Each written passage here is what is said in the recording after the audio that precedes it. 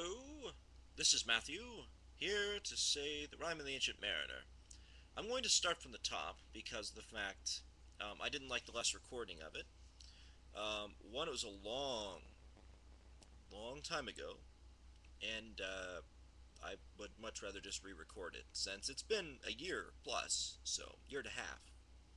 I'll go ahead and re-record the thing. So this is a reply to the original video. If you want to go see the original, feel free. I'm just going to do my voice. If I do any other voices, it's merely because I'm kind of a quirky personality and I don't tend to stay with anything very long. So, here we go, The Rime of the Ancient Mariner by Samuel Taylor Coleridge, parts 1 through 4. It is an ancient mariner, and he stoppeth, one of three, by thy long grey beard and glittering eye. Now wherefore stopp'st thou me? The bridegroom's doors are opened wide, and I am next of kin. The guests are met, the feast is set, mayst hear the merry din. He holds them with his skinny hand. There was a ship, quoth he. Hold off, unhand me, great beard loon, eftsoons his hand dropped he. He holds him with his glittering eye, the wedding guest stood still, and listens like a 3 years' child, the mariner hath his will. The wedding guest sat on a stone, he cannot choose but hear, and thus spake of that ancient man, the bright-eyed mariner. The ship was cheered, the harbour cleared, merrily did we drop, below the kirk, below the hill, below the lighthouse top. The sun came up upon the left, out of the sea came he, and he shone bright, and on the right went down into the sea. Higher and higher every day, till over the mast at noon, the wedding guest here beat his breast, for he heard the loud bassoon.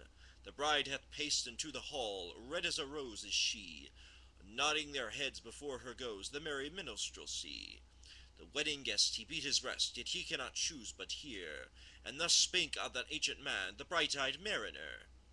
And now the storm blast came, and he was tyrannous and strong. He struck with his o'ertaking wings, and chased us south along. With sloping masts and dipping prow, as who pursued with yell and blow, still treads the shadow of his foe, and forward bends his head. The ship drove fast, loud roared the blast, and southward aye we fled. And now there came both mist and snow, and it grew wondrous cold, and ice mast high came floating by, as green as emerald. And through the drifts, the snowy cliffs, did send a dismal sheen, nor shapes of men, nor beasts we ken, the ice was all between. The ice was here, the ice was there, the ice was all around. It cracked and growled and roared and howled, like noises in a swound. At length did cross an albatross, through the frog it came. As it had been a Christian soul, we hailed it in God's name. It ate the food it ne'er had ate, and round it flew. The ice did split with a thunder fit, the helmsman steered us through, and a good south wind sprung up behind, the albatross did follow, and every day for food or play come to the mariner's hollow. In mist or cloud, on mast or shroud, it perched for vespers 9, while all the night, through fog smoke white, glimmered the white moonshine. God save the ancient mariner from the fiends that plague thee thus. Why look'st thou so? With my crossbow I shot the albatross. Looks like I'm just going to be able to get parts 1, 2, and 3, but we'll see. Part 2. The sun now rose upon the right, out of the sea came he, still hid in mist, and on the left went down into the sea. And the good south wind still blew behind, with no sweet bird did follow, nor any day for food or play came to the mariner's hollow. And I had done a hellish thing, and it would work 'em woe, for all averred I'd killed the bird that made the breeze to blow. Ah, wretch, said they, the bird to slay that made the breeze to blow. Nor dim nor red, like God's own head, the glorious sun uprised. Then all averred I'd killed the bird that brought the fog and mist. 'Twas right, said they, such bird to slay, that brought the fog and mist. The fair breeze blew, the white foam flew, the furrow followed free. We were the first that ever burst into that silent sea. Down dropped the breeze, the sails dropped down. 'Twas sad as sad could be, and we did speak only to break the silence of the sea. All in a hot and copper sky, the bloody sun at noon, right up above the mast did stand, no bigger than the moon. Day after day, day after day, we stuck, nor breath nor motion, as idle as a painted ship upon a painted ocean. Water, water everywhere, and all the boards did shrink. Water, water everywhere, nor any drop to drink. The very deep did rot, O Christ, that ever this should be. Yea, slimy things did crawl with legs upon the slimy sea. About, and reel and rout, the death fires danced at night. The water like a witch's oils burnt green and blue and white. and summoned dreams assured were of the spirit that plagued us so. 9 fathom deep he had followed us from the land of mist and snow, and every tongue, though utter drought, was withered at the root. We could not speak, no more than if we had been choked with soot. Ah, well a day, what evil looks had I from old and young, instead of the cross the albatross around my neck was hung. Part 3. There passed a weary time, each throat was parched and glazed each eye. A weary time, how glazed each weary eye! When looked westward I beheld a something in the sky. At first it seemed a little speck, and then it seemed a mist. It moved and took at last a certain shape I wist. A speck, a mist, a shape I wist, and still it neared and neared.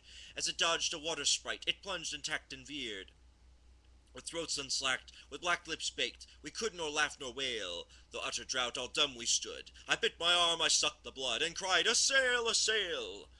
With throats unslaked, with black lips baked, agape they heard me call. Gramercy, they for joy did grin, and all at once their breaths drew in, as they were drinking all. "See, see," I cried, "she tacks no more, hither to work us weal. Without a breeze, without a tide, she steadies with upright keel. The western wave was all aflame, the day was well nigh done.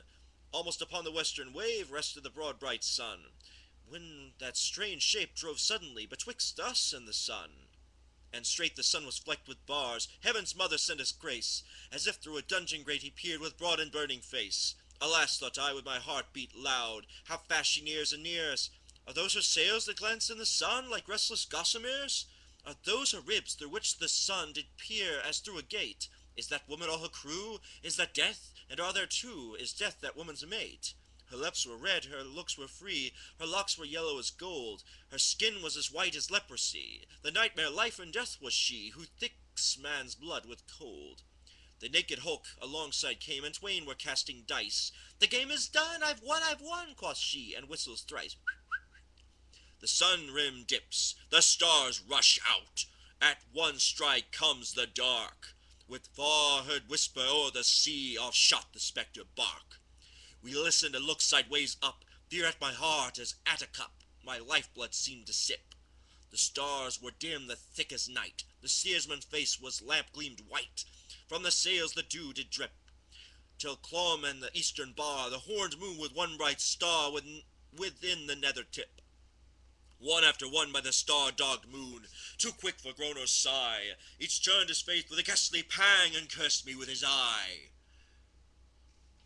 4 times 50 living men, and I heard nor sigh nor groan. With heavy thump, a lifeless thump, they dropped down one by one. The souls did from their bodies fly, they flew to bliss or woe, and every soul it passed me by like the whiz of my crossbow.